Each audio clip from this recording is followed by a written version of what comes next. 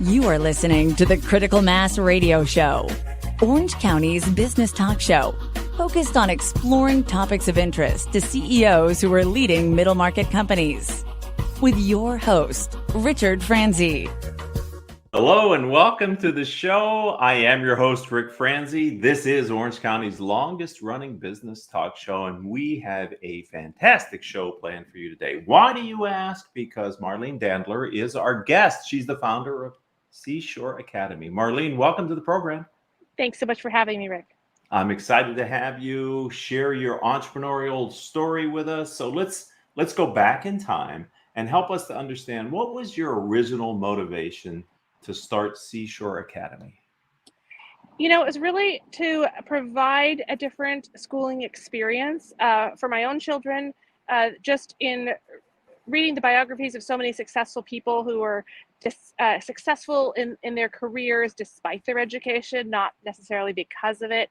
And you know, reading books like Rich Dad, Poor Dad, and listening to TED Talks from people like Sir Ken Robinson and Angela Lee Duckworth, who were talking about things like grit and creativity and how traditional school systems kill those things.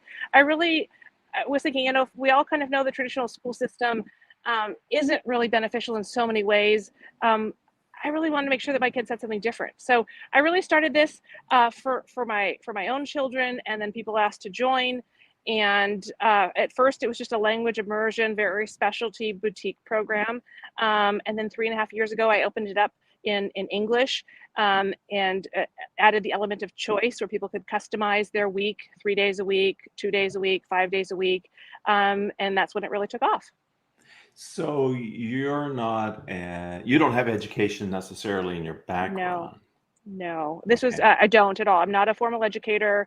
I don't have a teaching credential. I have made sure that everyone on staff is far more qualified than I am. So we have a great leadership in place. I've got a professional principal here in Orange County. She's been in education for 30 years, 12 years as a private school principal, and recently brought on the former head of Fairmont Private Schools. He oversaw 4 private campuses, 2,000 students for 14 years. And prior to that, he was head of St. John Bosco. Both of them super excited to do education differently in an entrepreneurial model, if you will. But no, so everyone here is more qualified than I am, but I am definitely coming at it as a client first and foremost. So I really enjoy having entrepreneurs on the show who had a personal professional need, figured out how to satisfy that need, and then had the realization that this could scale, that others have a similar need, and then create a business underneath them, which is, if I can put words in your mouth, Marlene, that kind of sounds what your journey has been.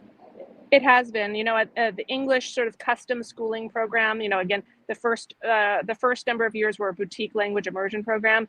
I opened it up in English 3.5 years ago with 4 students. We went from 4 students to 170. And even today, you know, when people come on tour, I ask them, how did you hear about us? 99% of people, it's word of mouth. Wow. You know, my neighbors' kids get out of the car so happy. I wanted to see what this was all about. Wow. My kid on my soccer team told me about it. We have friends who go here. So it's not a formal marketing at all. It's definitely not a marketing and sales. It's all very organic. So what gave you, in the early days, what gave you this confidence that this was a good idea, not only for you, but for others? Like, as an entrepreneur, when did you realize, hey, this is a good thing that I'm doing here, not just for myself, but for others as well?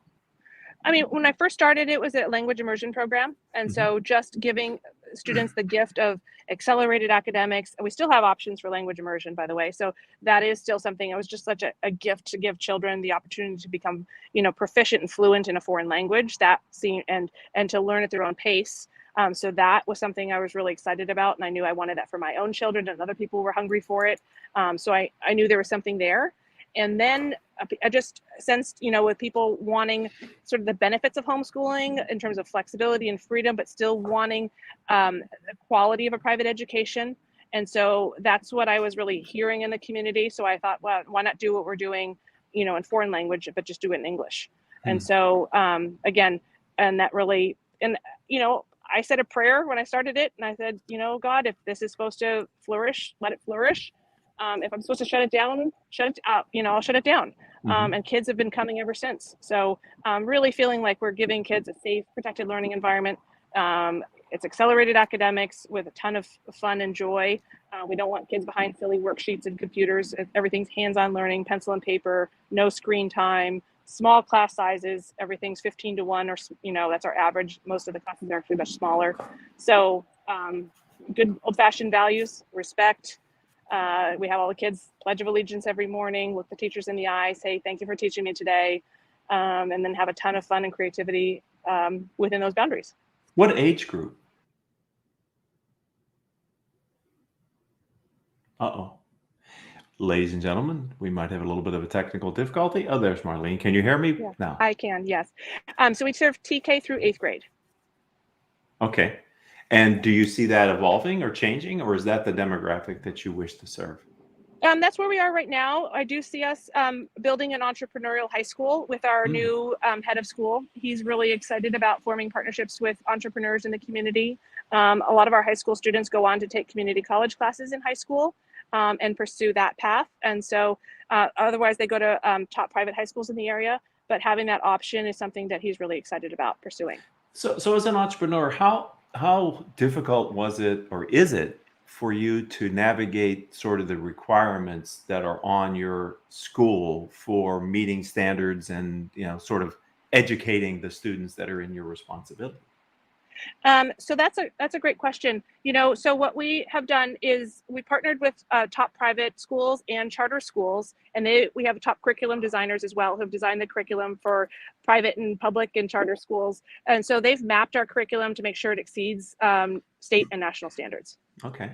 And what have you learned over these years since you started Seashore Academy that you wish you would have known maybe back when you were first getting it off the ground?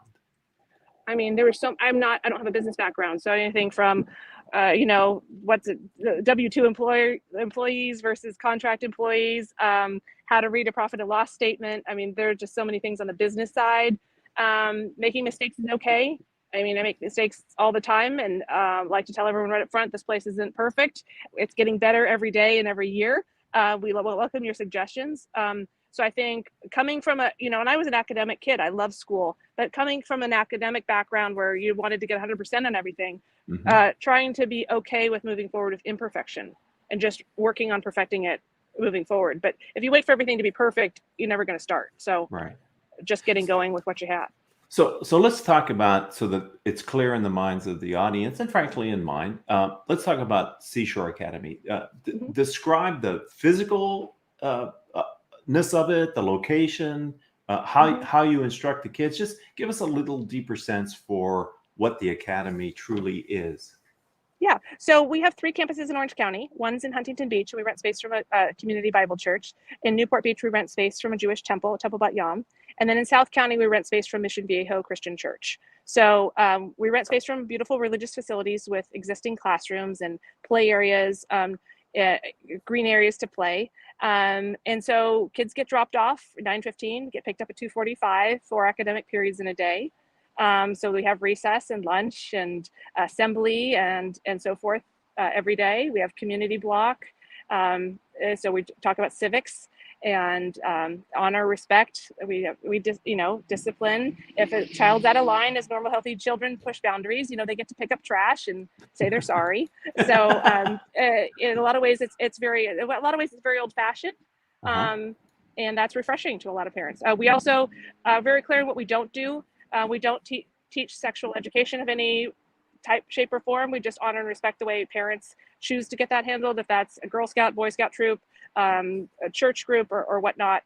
A lot of politics have gone into education, and so we try to keep politics out of education and just stay in our lane and focus on good values, honor, respect, and hard work, grit, and then reading, writing, arithmetic.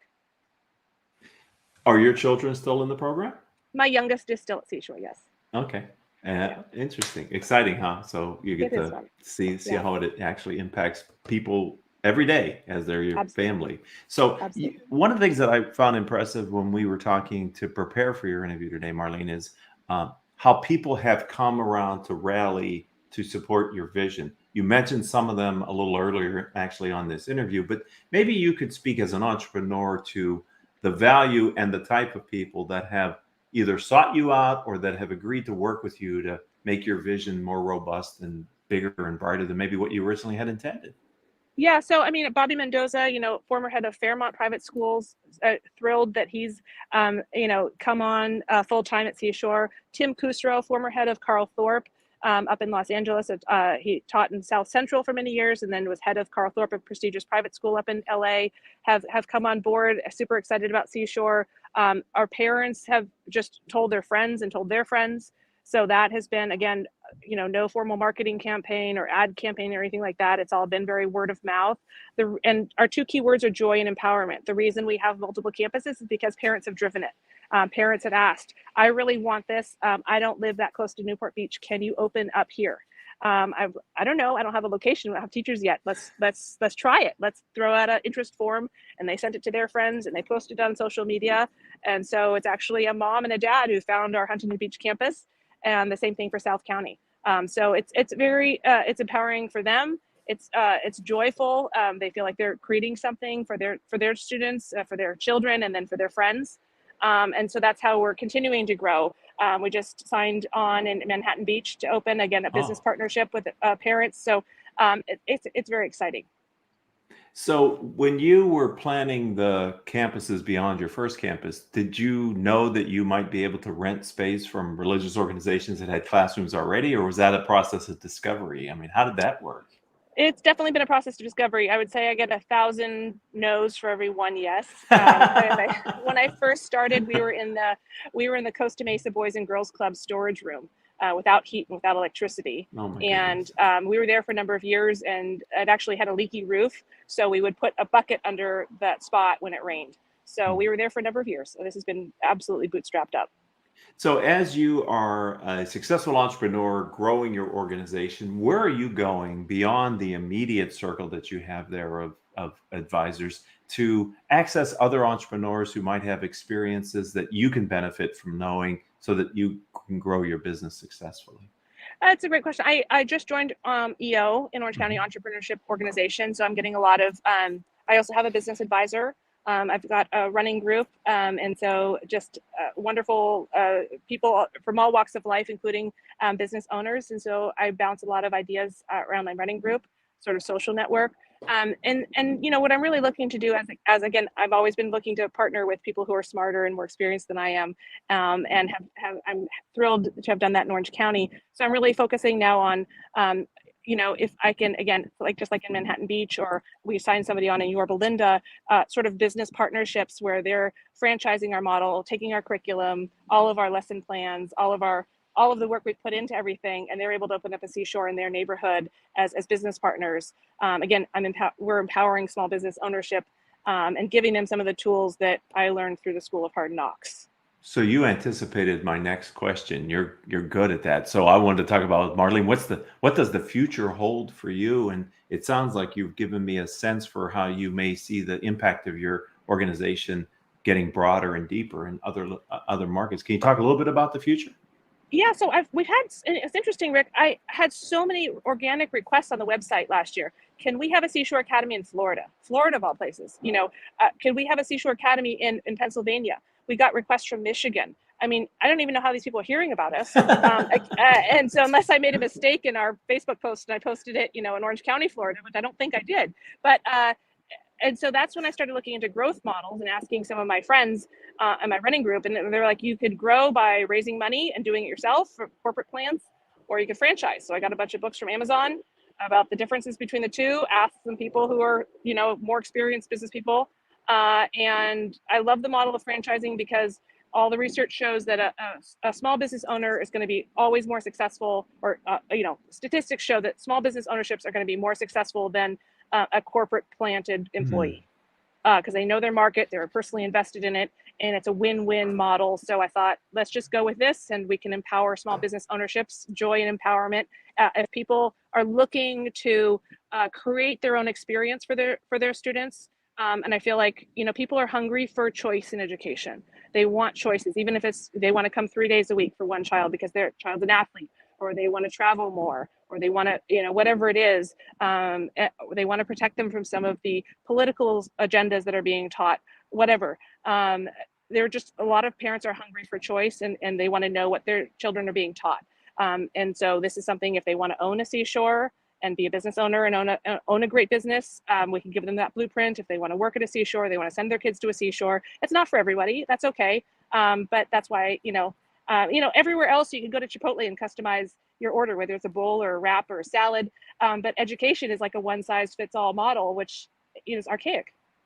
Chipotle, another great Orange County institution, huh? There you go. Absolutely. So as you were talking about your growth model and the interest outside of California, I'm just wondering from a complexity perspective, if you do open up franchises in other states, does that what kind of a pressure or responsibility does that put on Seashore to make sure you're compliant with whatever Florida's standards are, or Pennsylvania or Michigan? Oh, that we have a fully remote curriculum team, actually. So that is already in place, and they are aware of national standards, and they're making sure that our curriculum meets and exceeds national standards. And we have all the curriculum already done, and we have back-end systems in terms of contracts, employee contracts, teacher training, administrative training, business owner training, because we're actually in the middle of all that training here in Orange County right now. But that's something we can easily invite them here to California, or we can go out there and train them on. It's already done. So every lesson plan, we have everything mapped out every academic week 17, grade 5 science, what the lesson plans are and the ideas. And so that's again, and how to employ teachers, all those contracts are done. So again, a lot of the School of Hard Knocks I went through, if I could spare somebody that headache, that's kind of why we're doing what we're doing. Boy, I tell you what you're doing, and what others who have been on the show who are founders of their own company, that's in my experience, that's the hardest thing to do in business, is to create a new business. It never gets easy. There's always something to worry about or to fix as the CEO of a company, but really creating something from nothing in business you're to be applauded for that, and now scaling it as well. That's fantastic. The name Seashore Academy, it works for me in Huntington Beach and in Orange County. But when I hear you say Michigan and Pennsylvania, I'm thinking, I'm from Pennsylvania. What's Lake Erie, maybe? What seashore would that be near? But I'm just teasing. No, you know what? The nice thing is that people who are using that name, they can come visit us. They can see our existing operations. They can touch and feel and see it if they want to come visit. They see our pictures. And so they can see what they're being part of. And, honestly, Rick, the team is what's so fantastic. Our parents are amazing. They're so passionate, and they're so positive and grateful. I mean, Tim Kusero from LA came to one of our events up in Los Angeles, and he walked away. He said, I've never met a nicer group of parents. He said, these parents are not entitled. They're positive. They're grateful. He just said, this is so refreshing. So it's really our community that is, I always say, if we're getting better every year, it's because of your ideas. It's because parents and team members are giving us suggestions for how we can improve. And they have brilliance that, we just want to tap into that brilliance. That's more than any one person could ever do. So if someone would like to connect with you, maybe here on LinkedIn, or learn more about your firm on one of your social platforms, where would you suggest they go, Marlene? Probably the best place is our website. It's seashoreacademy.org. And they can find out our existing campuses, as well as if they're interested in a business partnership, as all our contact information is there. So that's the best place to find out about us. Well, I want to thank you for accommodating us with your schedule. I know how busy you are scaling and growing your academy, and it's been great to learn more about what you've done. Thank you. Thank you so much for the opportunity to be here. I really appreciate it, Rick. And I'd like to thank the audience. You've been a part of Orange County's longest running business talk show. Marlene's episode is episode number 1386 in our catalog. And if you want to check back on other shows, please feel free. If you happen to be a fellow Orange County entrepreneur and you would like to tell your story, then connect with me on LinkedIn. I'm Rick, RICFRANZ. I'm Rick Franzi. Or you can check out our website. It's rickfranzi.com as well. And until the next chance and time we have to be together, I hope all of your business decisions will move your company in a positive direction.